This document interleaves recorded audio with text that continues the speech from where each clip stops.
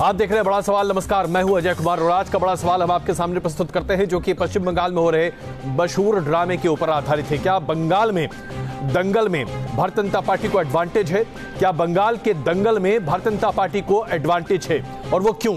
इसलिए सवाल उठते हैं क्योंकि अगला सवाल जो हम आपके सामने रख रहे हैं, बड़ा सवाल वो ये कि सीबीआई के मुद्दे पर विपक्षी एकजुटता को क्या अब धक्का लगा है, जबकि सुप्रीम कोर्ट का आदेश सामने है जिसमें कि कोलकाता के पुलिस कमिश्नर को सीबीआई के सामने उपस्थित तो होना पड़ेगा।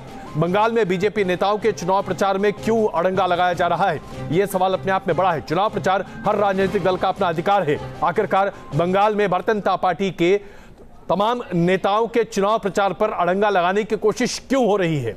आइए इससे पहले कि आज बड़ा सवाल शुरू करते हैं, बहस शुरू करें, सबसे पहले आपको दिखाते हैं उत्तर प्रदेश के मुख्यमंत्री योगी आदित्यनाथ ने पुरुलिया में जो बातें कही हैं वो अपने आप में कम उत्तेजक नहीं है। विपरीत परिस्थितियों में इस देश को संबल दिया था। आप सब जानते हैं ये बंगाल की ही धरती है जिसमें रामकृष्ण परमहंस जी ने अपने आध्यात्मिक साधना के बल पर लोगों को एक नया संबल दिया था और पूरी दुनिया के अंदर रहने वाले हिंदुओं को कहा था स्वामी विवेकानंद ने कि गर्व से कहो हम हिंदू हैं।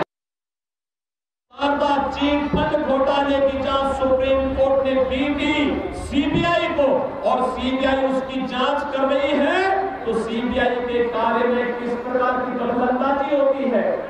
इन राजदारों को बचाने के लिए किस तरीके का कार्य यहाँ की मुख्यमंत्री कर रही है।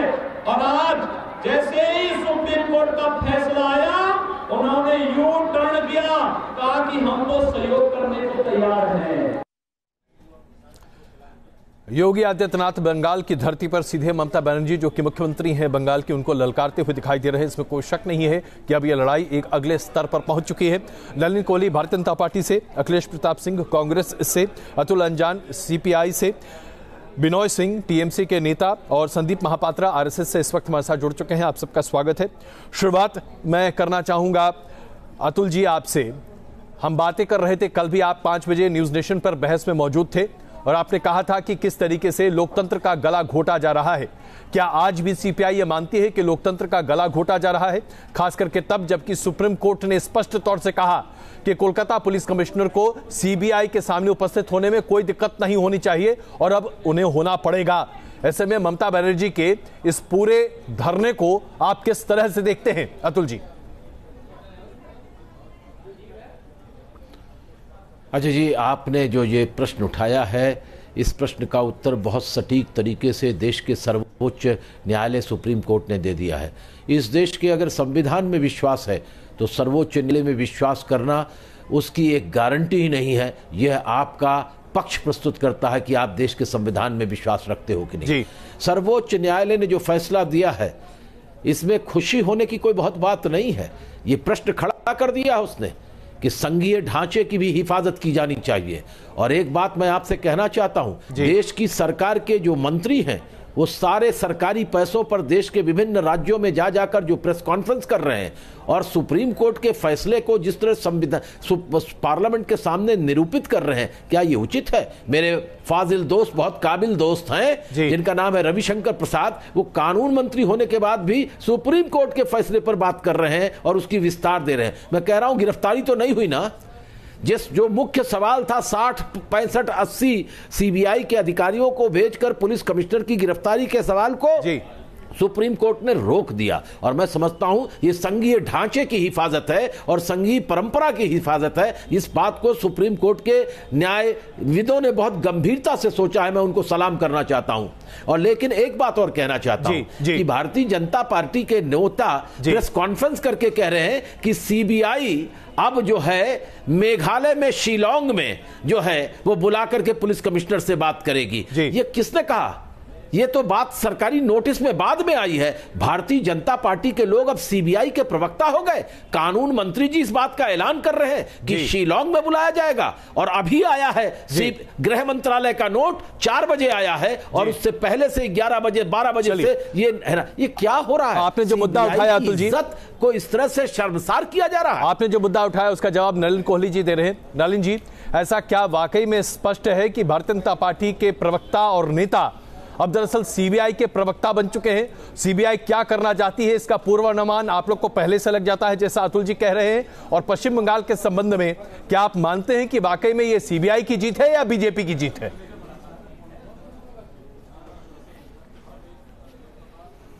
पहली बात तो अतुल जी वरिष्ठ नेता हैं लेफ्ट फ्रंट वामपंथी दलों के, वो जो है तृणमूल कांग्रेस की तरह अब होने लग जाए तो इसका तो मेरे पास कोई जवाब हो भी नहीं सकता है।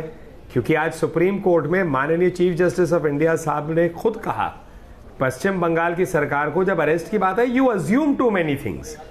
ऐसे ही अतुल जी ने भी एक अजम्पशन अभी कर दिया जी। मैं कोर्ट में था, बाहर आया, टीवी कैमरास के सामने मैंने बाइट्स दी, वहां एक प्रश्न मुझसे पूछा गया, 5 मिनट निकला होऊंगा कोर्ट से, 5 मिनट में पूछा कि शिलोंग ऑफिस में क्यों जा रहे हैं? तो मैंने कहा ये सीबीआई तय करेगी जी, हमें क्या पता। शिलोंग ऑफिस वैसे भी अनुमान में लगा सकता हूं, ईस्टर्न जोन का फिर एंटी करप्शन ब्रांच शायद शिलोंग में होगा, तो जहां पर ब्रांच ऑफिस होगा सीबीआई से पूछिए। अब इसमें तुरंत जो है बैठ के ये मान लेना कि एक यहां पर कंस्पिरेसी है, ओ भारतीय जनता पार्टी चला रही है सीबीआई, ये सारी बातें जो है किसी के मन में हो उसके लिए कोई लॉजिक नहीं है। वो अपने मन को सोचे, हम किसी के मन के अंदर जाकर ये शंकाएं नहीं हटा सकते। अब आ जाते हैं आपके मूल प्रश्न पे जी। आपका मूल प्रश्न है किसकी जीत? ये संविधान की जीत है, संवैधानिक ढांचे की जीत है, और ये भारतीय जनता पार्टी का राजनीतिक लड़ाई चल रही है टीएमसी से, उसकी जीत है जी। टीएमसी से हमारी राजनीतिक लड़ाई की अलोकतांत्रिक पार्टी है, मनमर्जी से चलते हैं, हमारे कार्यकर्ताओं को मारते हैं, उनका खून तक करते हैं, हमारे नेताओं को लैंडिंग परमिशन नहीं देते हेलीकॉप्टर से, हमारे अध्यक्ष को रोकते हैं, और वहां पर लोकतांत्रिक प्रक्रिया मजबूत नहीं मजबूर हो रही है उनके राज चलते हुए जी। जहां तक संघीय ढांचे की बात करें और संविधान की जी, ये एक राष्ट्रीय एजेंसी है सीबीआई जी। सुप्रीम कोर्ट के आदेश से इस घोटाले पे गए हैं, उस घोटाले में जाना अफसर जो है रोड़ा बनता है, मुख्यमंत्री उतर जाती है सड़क पे धरना करने के लिए, रोड़ा डालने के लिए उस कार्य में जो सीबीआई सुप्रीम कोर्ट के आदेश पे कर रही है जी। और ये लोकतंत्र की अवहेलना, और ये संघीय ढांचे पर वार, और ये आपातकाल। नलिन जी इसका जवाब क्या बातें लोग करते हैं बचाने में, और किन लोगों ने बचाव में जुड़े? आखिरी कौन लोग जुड़े तुरंत तृणमूल कांग्रेस के मुख्यमंत्री के साथ? पहली पार्टी जुड़ी, उनके नेता जेल में है रहकर अब बेल पे आए हैं। सीबीआई के कन्विक्शन, सीबीआई का केस था चारा घोटाला, कन्विक्शन हुआ है। दूसरे नेता जो समर्थन में उतर गए वो बेल पे है, जेल की चिंता कर रहे हैं।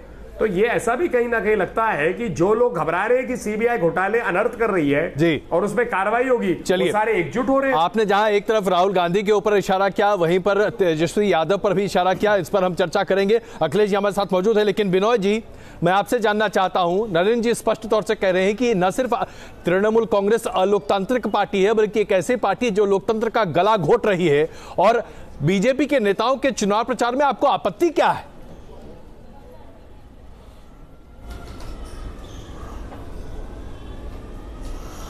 बीजेपी के चुनाव प्रचार में आपत्ति तृणमूल कांग्रेस को कहीं भी नहीं है जी।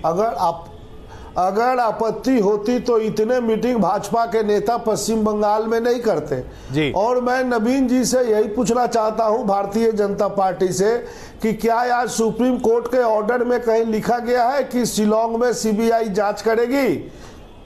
तो सुप्रीम कोर्ट के ऑर्डर में शिलोंग का कहीं नाम नहीं है। उसके पहले भारतीय जनता पार्टी के प्रवक्ता और नेता कैसे टीवी पे कह गए कि शिलोंग में जांच होगी?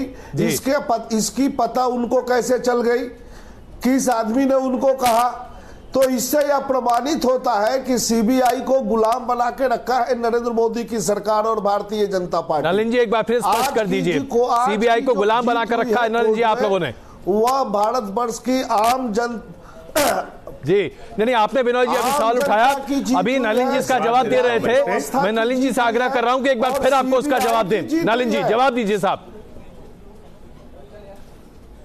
देखिए, अब मैं पहली बात तो ये कहना चाहूंगा अजय जी, बड़े श्रद्धापूर्वक विनय जी को भी जी, कि ऐसा है कि सुप्रीम कोर्ट के ऑर्डर की ना किसी व्यक्ति को अपना इंटरप्रिटेशन नहीं करना चाहिए। सुप्रीम कोर्ट जो कहता है बड़ा स्पष्ट कहता है। सुप्रीम कोर्ट, अरे जनाब, ऐसे एक दूसरे के ऊपर बात करेंगे तो जनता को लगेगा कि आप मेरा गला घोटना चाहते हैं, मेरी बात सुनना नहीं चाहते। अच्छा विनोद जी आग्रह है आपसे, विनोद जी सुनिए जरा नलिन जी क्या कह रहे हैं प्लीज। आप भारतवर्ष का गला घोट रहे हैं, आप संविधान का गला घोट रहे हैं। अच्छा, लेकिन अभी हम नलिन जी का गला ना घोटे। विनोद जी आइए जरा नलिन जी को बोलने का मौका देते हैं। विनोद जी प्लीज एक मिनट, प्लीज एक मिनट साहब, विनोद जी प्लीज एक मिनट जी, नलिन जी अपनी बात रखिए। प्रेस के सामने का हाँ मैं कहां से बीच में बोल रहे हैं। मैं आदी नहीं हूं कि किसी व्यक्ति की बात को टोकूं जी। मैंने इनकी बात सुन ली, या तो इनका ऑडियो नीचे कर दीजिए, बोलते जाए, इनकी मन की इच्छा भी पूरी हो जाएगी। जरा सुनने दें नलिन जी का। हाँ बिल्कुल प्लीज। देखिए अतुल जी भी कह रहे हैं, नलिन जी बोलिए जी। विनय जी जरा खामोश। धन्यवाद। आज तो आपके शो पे वो अचंबा हो गया है जहां लेफ्ट और राइट दोनों एक ही भाषा बोल रहे हैं। पर धन्यवाद आपका अतुल जी जी।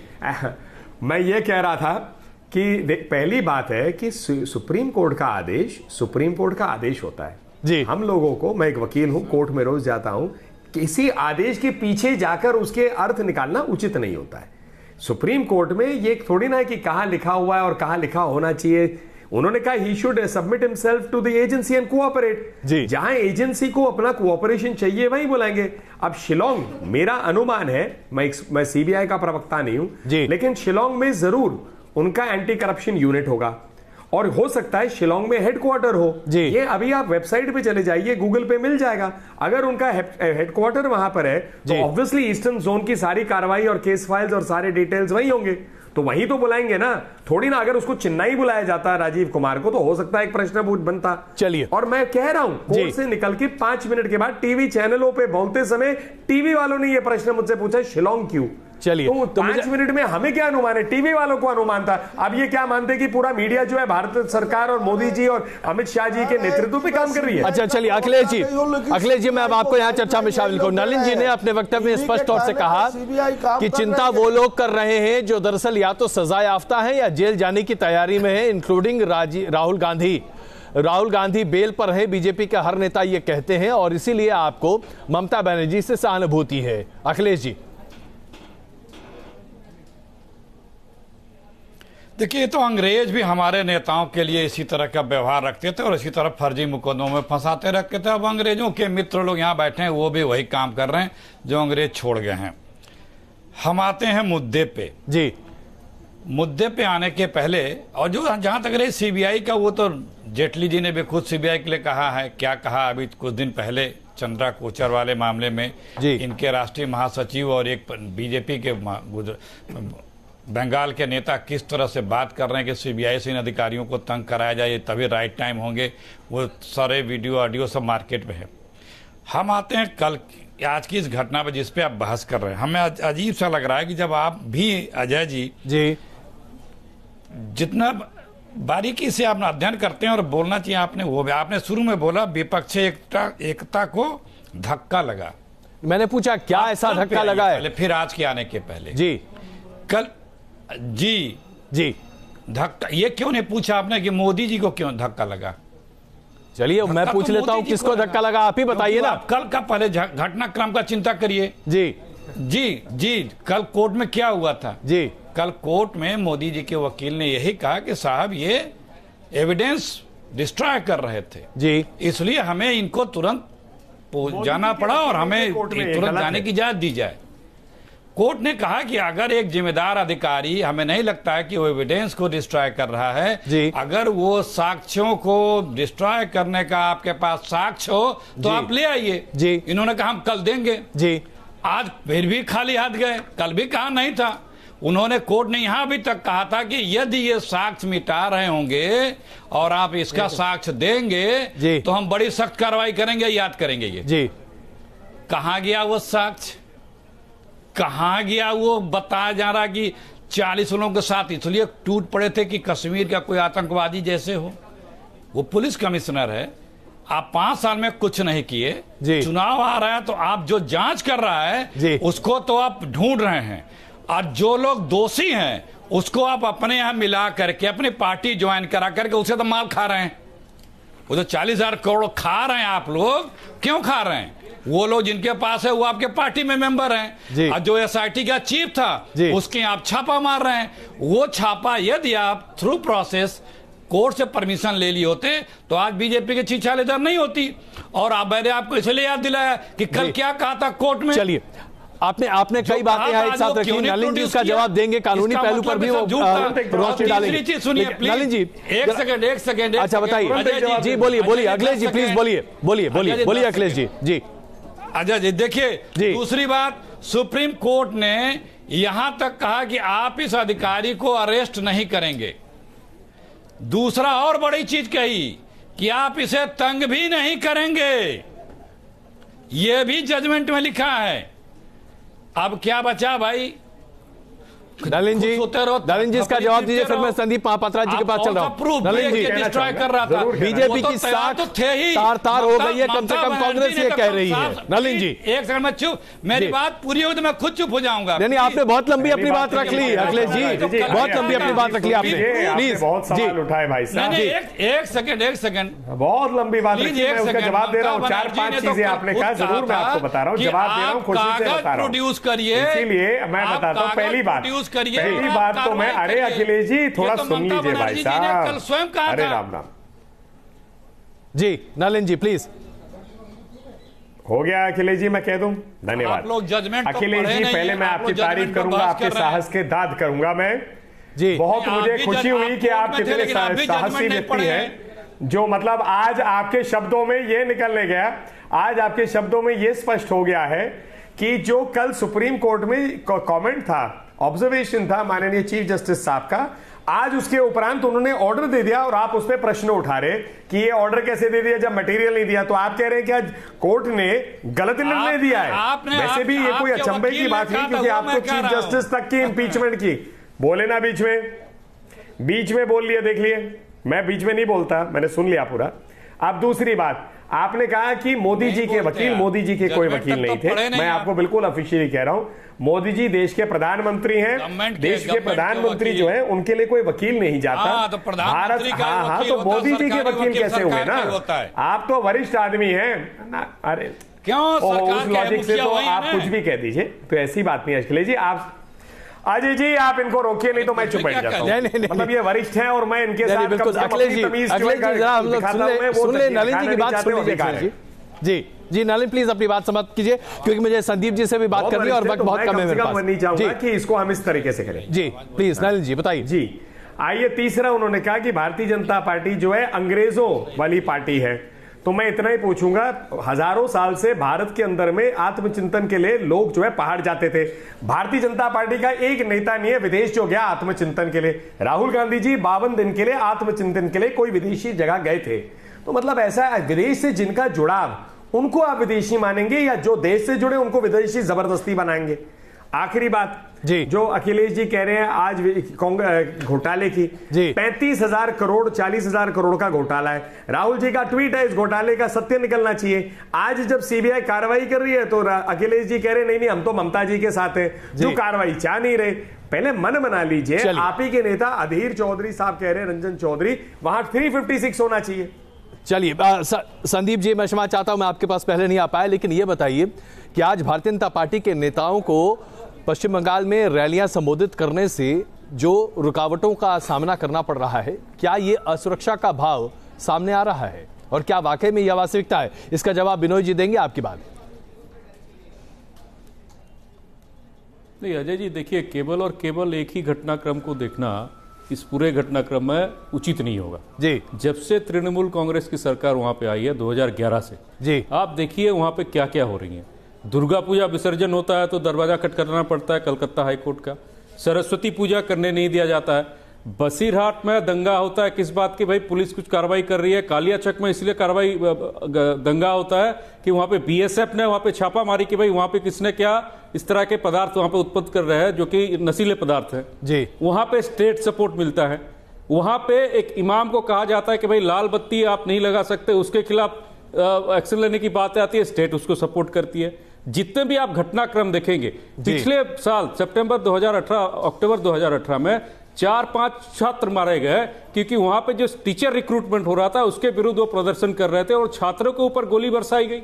इस तरह की सरकार वहां पे चल रही है। तो ये पूरे घटनाक्रम को अगर आप देखेंगे तो आपको खुद को पता हो जाएगा, जो यहाँ पे पैनल में बाकी लोग भी बैठे उनको पता हो जाएगा कि जो लोग संघीय व्यवस्था डेमोक्रेसी की बात कर रहे हैं, खास करके वेस्ट बंगाल में डेमोक्रेसी के नाम पे कुछ चीज है ही नहीं। पहली बात तो ये। आपने ये बात कही वेस्ट बंगाल में डेमोक्रेसी नाम की कोई चीज नहीं। मैं क्षमा चाहता हूं, मुझे आपको बीच में रोकना पड़ रहा है, छोटा सा ब्रेक यहां पर लेना पड़ रहा है। लेकिन बिनोय जी वापस आते ही इस मुद्दे पर चर्चा शुरू करेंगे कि क्या पश्चिम बंगाल में वाकई में लोकतंत्र बहाल है, जिसका सवाल बार बार उठाया जा रहा है। और साथ ही साथ अतुल जी आपसे ये जानना चाहेंगे कि क्या इस माहौल में आप अभी भी ममता बनर्जी के साथ खड़े हैं? पुणे का आरोप लगाया